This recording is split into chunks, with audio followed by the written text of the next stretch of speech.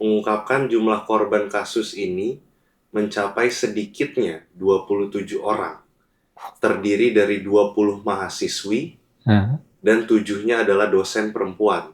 Loh, ada dosen? Ada dosen. Gila. Ia menegaskan jumlah tersebut masih bisa bertambah, mengingat Antara periode kapan itu? dibuat sejak 2024. Oh, gila. Itu betul-betul. Apalagi ini yang tempat apa? Tempat terjadinya peristiwa ini kan di Fakultas Hukum. Yang di mana tentu saja tidak hanya mengajarkan ilmu hukum, tapi juga ada bagian tertentu dalam proses psikologi, ada etika, dan sebagainya. Begini, karena persoalan itu tidak hanya pada persoalan uh, seksualitasnya saja yang melanggar hukum, tapi ada faktor psikologi yang sangat penting yang uh, tidak bisa dilepaskan dampaknya terhadap orang-orang yang menjadi korban itu. Jangan menganggap persoalan ini sebagai sesuatu yang receh. Jadi saya minta kepada polisi, kepada siapapun tempat pelaporan yang dilakukan oleh si korban ini, tolong menjadi bagian dari perhatian dan segera mengambil langkah-langkah tertentu untuk memberikan memberikan perhatian besar untuk segera mencari jalan penyelesaian yang tepat. Iya, tadi siang kebetulan saya rapat bersama dengan Profesor Nugrahi Magetsari. Beliau sudah lama pensiun dan pernah menjadi dekan Fakultas Sastra UI. Yang antara lain yang kami singgung tentang situasi pendidikan sekarang. Dan setelah saya pulang, saya diberitahu oleh cucu saya tentang peristiwa yang berkaitan dengan masalah porno yang terjadi di lingkungan Fakultas Hukum. Kaget saya, terus terang aja. Kenapa? Karena saya berpikir, apakah sudah sejauh itu kerusakan lingkungan pendidikan kita? Dalam arti bahwa mahasiswa 14 orang bicara dan segala macam yang berkaitan dengan hal itu. Walaupun ini saya tidak mencampuri urusan Fakultas Hukum karena pimpinannya sudah akan mengambil tindakan yang berkaitan dengan kalau ada kemungkinan daripada pelanggaran hukum daripada pembicaraan atau omongan porno dari mahasiswa itu. Tetapi terus terang aja, kalau 14 orang tuh nggak sedikit. 16 orang. 16 orang malah. 16 orang itu nggak sedikit. Dalam arti bahwa mereka akan menuju ke hari depan dan kemungkinan di antara mereka akan menjadi warga tertentu yang mempunyai posisi tertentu di kemudian hari yang memberikan pengaruh terhadap kelangsungan hidup negara dan bangsanya. Itu yang menyebabkan. Jadi saya termenung dalam arti begini. Pendidikan tujuan utamanya sebenarnya bukan sekedar memberikan ilmu, tapi juga sekaligus berkaitan dengan pengembangan diri dari kepribadian anak didik kita. Itu sebenarnya dimulai dari SD ke seterusnya sampai ke tingkat mahasiswa dan untuk menjadi sarjana. Nah, kalau begitu, apakah dengan kasus ini tentu saja salah juga kalau sepenuhnya saya katakan bahwa gejala ini adalah gejala kerusakan sistem pendidikan kita.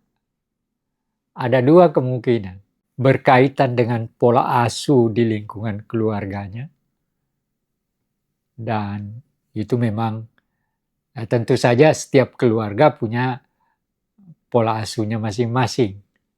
Di antara 16 mahasiswa itu tentu beda-beda pola asuh yang dihadapi dari sampai menjadi dewasa seperti sekarang. Yang kedua tentu saja proses pendidikan mulai dari SD sampai ke SMP, SMA, dan seterusnya dari mahasiswa. Pertanyaannya, apakah ada yang salah terhadap pola asuh dan proses pendidikan yang dilewati oleh dia? Nah, memang dalam pengertian hal tertentu, saya melihat gejala yang tidak terlalu menguntungkan. Baru kemarin saya nonton ada seorang siswa SMA dibully oleh 4 kawannya, sampai sekarang anak itu masuk rumah sakit jiwa. Nah, yang celakanya apa? Adalah bahwa, ini menurut pengakuan si ibu, ternyata lingkungan sekolahnya tidak memberikan perhatian dan menganggap bahwa itu tidak dibully kok, itu cuma main-main. Bagaimana bisa dikatakan main-main lah dia masuk di rumah sakit jiwa. Jadi artinya apa? Lingkungan sekolah daripada anak yang sakit jiwa karena dibully itu bisa dipertanyakan kepala sekolahnya di mana, guru-gurunya kemana, gitu. Bagaimana sistemnya, bagaimana posisinya sebagai seorang guru. Apakah memang dia datang ke sekolah hanya sekedar memberikan ilmu yang diajarkan, sudah itu pulang dan tidak memberikan perhatian di luar itu. Ini adalah persoalan besar yang dihadapi oleh kita. Dan ini bukan hanya 2 kasus ini, banyak sekali kasus. Ada anak yang bunuh ibunya, segala macam hanya karena minta duit tidak dikasih, lalu ibunya dibunuh. Dan ini baru seminggu yang lalu kedengaran. Saya nonton di TV gitu. Nah, kumpulan peristiwa seperti ini sebenarnya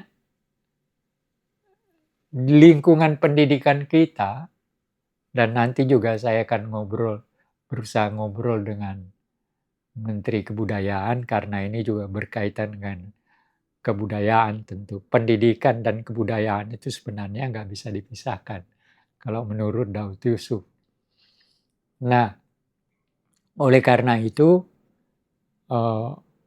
saya melihat peristiwa ini betul-betul saya mohon kepada yang bertanggung jawab, jangan hanya melihat bahwa ini hanya sebuah kasus biasa dan yang melakukan itu cuma 16 orang. Bukan persoalan jumlah pelakunya di situ yang penting, tapi bagaimana lingkungan pendidikannya, lingkungan universitasnya, lingkungan SMA-nya, dan sebagainya. Ini yang harus, karena pertanyaannya, bagaimana pola hubungan yang terjadi antara si pengajar dan antara mahasiswa dengan mahasiswa. Gitu. Ini juga memang sudah harus diperhatikan pada lingkungan pendidikan kita. Jadi peristiwa ini menurut saya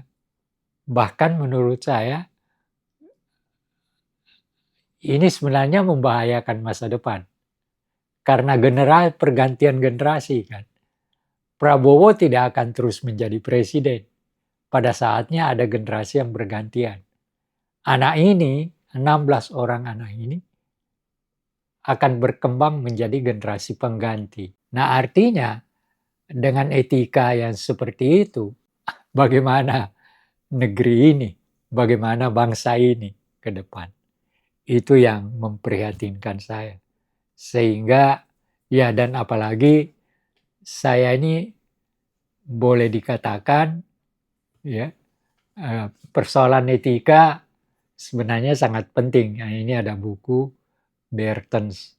Ini seorang pastor dan ahli juga, ahli filsafat dan seterusnya, memang berkaitan dengan bagaimana kita membicarakan etika. Dan nanti satu ketika kita bicarakan lebih lanjut. Nah, yang mengkhawatirkan saya apa? Kan proses pergantian generasi. Prabowo paling lama 10 tahun jadi presiden. Dan akan diganti oleh generasi. Anak ini mungkin adalah bagian dalam penggantian generasi itu di kemudian hari. Dengan cacat seperti itu. Catat etika yang seperti itu. Jadi jangan melihat peristiwa ini seakan-akan itu kan cuma kenakalan anak-anak aja, kenakalan mahasiswa biasa, tidak. Seperti yang dikatakan oleh guru di Sumatera Barat yang mengatakan anak yang sakit jiwa karena dibully itu cuma dianggap, itu bukan pembulian kok, itu cuma main-main. Saya kaget juga mendengar kalau pernyataan ibu dari anak yang itu, sebagaimana yang dikatakan bahwa gurunya tidak ada yang memperhatikan, tidak ada yang membela dia, dan sebagainya, sehingga rusak seperti itu. Nah, persoalan saya, guru tidak sekedar seorang pengajar. Lebih dari itu. Saya ini, sampai sekarang saya masih guru. Sudah lebih dari 40 tahun saya jadi guru. Dan saya nikmati betul yang namanya guru dalam arti kata, itu tadi, memberikan, mengajar di depan kelas, tapi sekaligus mengobrol dengan mahasiswa, dengan siswa, dalam proses lebih dari sekedar seorang yang mengajar salah satu ilmu yang ditugaskan. Nah, ini itu yang menyebabkan saya, ya boleh dikatakan sangat sedih. Kalau benar apa yang dikatakan oleh ibu dari anak ini di Sumatera Barat itu, bahwa guru-gurunya tidak memperhatikan dan sebagainya, bahkan gurunya menganggap bahwa itu cuma permainan biasa. Saya justru mempertanyakan guru itu sebagai guru. Sebab kalau itu benar, maka sebenarnya guru yang ada di sekolah itu, di antara mereka tidak pantas untuk berdiri di kelas. Tidak pantas untuk berada di lingkungan sekolah. Karena sebenarnya dia melanggar dirinya sebagai guru. Itu yang saya mau katakan kepada masyarakat terhadap dua kasus ini, dan ini jangan dianggap sekedar kasus biasa. Nah, ya. Ini dari kuasa hukum korban, Timotius Raja Guguk, mengungkapkan jumlah korban kasus ini mencapai sedikitnya 27 orang. Terdiri dari 20 mahasiswi dan 7-nya adalah dosen perempuan. Loh, ada dosen? Ada dosen. Gila. Ia menegaskan jumlah tersebut masih bisa bertambah, mengingat antara periode kapan itu? Dibuat sejak 2024. Oh, gila. Itu betul-betul kalau pernyataan dari kuasa hukum itu benar, itu artinya fakultas hukum udah rusak. Bayangkan ada dosen 7 orang, mahasiswa sekian.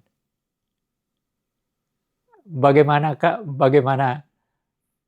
dan pertanyaan saya, bagaimana situasi lingkungan kependidikan di lingkungan fakultas hukum itu? Kalau itu benar terjadi, walaupun saya sudah mendengar bahwa pimpinan fakultas hukumnya sudah mengambil tindakan tertentu. Nah, apalagi ini yang tempat terjadinya peristiwa ini kan di fakultas hukum, yang dimana tentu saja tidak hanya mengajarkan ilmu hukum, tapi juga ada bagian tertentu dalam proses psikologi, ada etika, dan sebagainya. Saya kira itu. Saya meminta perhatian ke lingkungan lembaga-lembaga pendidikan untuk memperhatikan betul yang namanya peristiwa yang di Fakultas Hukum dan peristiwa yang terjadi di SMA, salah satu SMA di Sumatera Barat. Karena ini menyangkut masa depan kita, masa depan bangsa ini. Kalau untuk korbannya gimana, Prof? Justru korbannya itu menurut saya ya tidak hanya sekedar dilihat sebagai korban, tapi lebih dari itu. Sehingga ada hal-hal tertentu begini. Karena persoalan itu tidak hanya pada persoalan seksualitasnya saja yang melanggar hukum. Tapi ada faktor psikologi yang sangat penting yang tidak bisa dilepaskan dampaknya terhadap orang-orang yang menjadi korban itu. Ini yang harus diperhatikan juga. Jadi jangan hanya melihat pada peristiwa korbannya, tapi peristiwa psikologi. Kalau peristiwa hukumnya sudah ada urusan yang dilakukan oleh pengacaranya. Tapi lebih dari itu kan persoalannya adalah korban ini mengalami situasi psikologi terhadap perkembangan ke depan bagi dirinya. Baik itu dosen dalam arti kata kan seharusnya sudah sangat dewasa, sudah punya pengalaman. Tapi kan ini bukan persoalan yang berkaitan dengan sekedar bahwa dia sudah dewasa, dia punya pengalaman. Tapi ada faktor X dalam bentuk tertentu dalam kaitan dengan pemaksaan di luar kemanusiaan. Itu yang saya kira harus menjadi perhatian lingkungan pendidikan kita, lembaga pendidikan kita. Nah, Prof, ini kan yang baru terungkap, belum lagi mungkin apalagi ini dari Universitas Indonesia, Fakultas Hukum, mungkin yang nomor 1 lah di Indonesia dianggapnya. Tapi ya asumsi kita kemungkinan ada dari beberapa lingkungan kampus lagi yang lain yang melakukannya. Nah, ini juga ada masih dari Timotius tadi, kuasa hukumnya menjelaskan kalau dari salah satu korban, mereka takut kalau dilaporkan hanya dianggap biasa saja, lalu tetap harus kuliah bareng dengan pelaku. Itu sangat menakutkan. Itu kata seorang korban. Nah, itu kan yang saya maksud dengan faktor psikologis tadi. Itu lebih jahat kan dari sekedar dibully. Itu lebih jahat daripada pada saat pemerkosaan itu. Selesai pemerkosaan itu yang menjadi persoalan. Itu, apa yang dimaksud anak itu adalah itu. Dia takut memasuki lingkungan fakultasnya, karena ada faktor psikologis, jangan sampai saya duduk bersama lagi dengan orang yang pernah melakukan kejahatan kepada saya. Itu yang menyebabkan mereka tidak mau melapor. Dan celakanya, sering tempatnya dia melapor, tempat banyak sekali yang terjadi, yang tadi polisi, yang tadi kejaksaan, ya dianggap, apalagi kalau persoalan seks, sering dianggap, itu nggak ada artinya.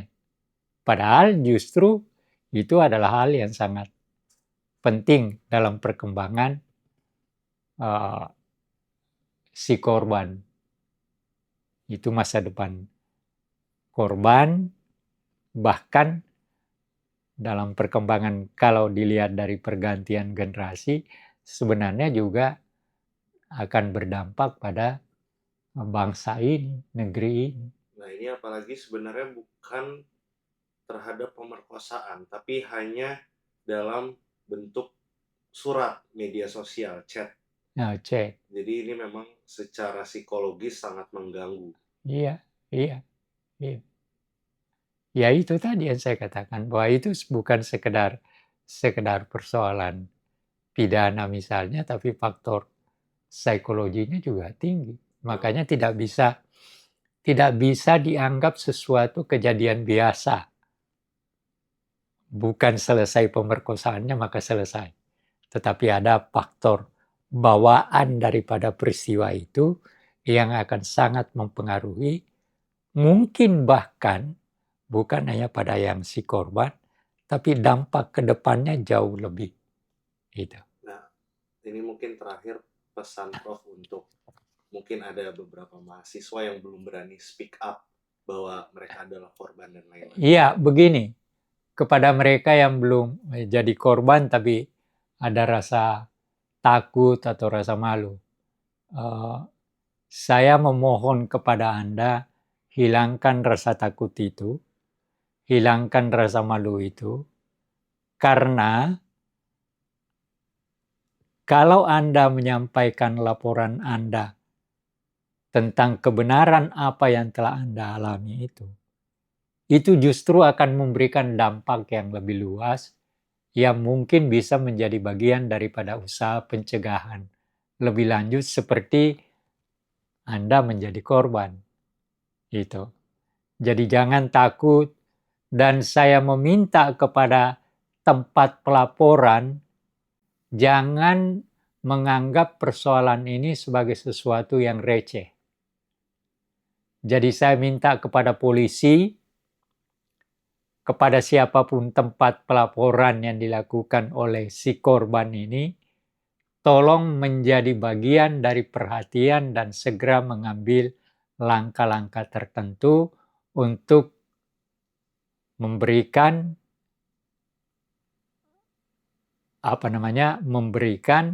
perhatian besar untuk segera mencari jalan penyelesaian yang tepat. Itu. Nah, ini terakhir untuk lingkungan pendidikan. Iya. Kalau lingkungan pendidikan, ya orang yang ada di lingkungan pendidikan adalah pendidik dalam pengertian yang luas. Bukan hanya sekedar memberikan ilmu yang dipegangnya sebagai kurikulum, tetapi lebih dari itu, di sana ada proses etika, di sana ada proses pembentukan kepribadian dan segalanya. Jadi sebuah lembaga pendidikan itu bukan sekedar memberikan ilmu, tapi lebih dari itu. Dia memberikan etika kepada kita, dia memberikan proses tertentu bagaimana kita membentuk diri kita sebagai orang dewasa dalam perkembangan dari kecil menjadi dewasa. Itu. Yang bergaya seperti itu, ya apa yang bisa diharapkan? Nggak ada. Perjuangan aktivisme adalah perjuangan yang lebih besar dari diri sendiri. Idealisme menjadi nafas hidup, sementara nilai perjuangan adalah darahnya. Setiap aktivis pasti memahami jika dalam aksi perjuangan selalu ada konsekuensi yang harus siap ditanggung. tanpa harus terjebak dalam deal-deal politik. Ya fungsinya juga untuk melakukan kontrol tertentu. Ya sebenarnya hal ini buat kita bukan sesuatu yang baru. Pergerakan nasional kan mulainya juga dari anak-anak muda. Iya kan? Yang melahirkan Sumpah Pemuda itu. Tapi lihat sekarang ini, aktivisme seolah bermetamorfosis menjadi olahisme. Mereka olah, mereka kemas, mereka jual. Kesadaran kolektif pun perlahan terkikis oleh kalkulasi pribadi siapa dapat apa. Kita bertanya apakah aktivisme masih setia berjuang demi keadilan atau telah berjuang demi citra, kekuasaan jabatan, dan like, serta terpolarisasi oleh kepentingan elit. Ya aja, tapi jangan mengorbankan ide. Ya itu kan cuma jalan untuk mendapatkan kesempatan. Tapi kalau kesempatan itu digunakan untuk kepentingan diri sendiri dan bahkan merusak, ya nggak ada gunanya kan. Kasihan Republik ini. Sedih saya karena tidak ada masa depan Indonesia di situ. Dengan pemuda, dengan mahasiswa,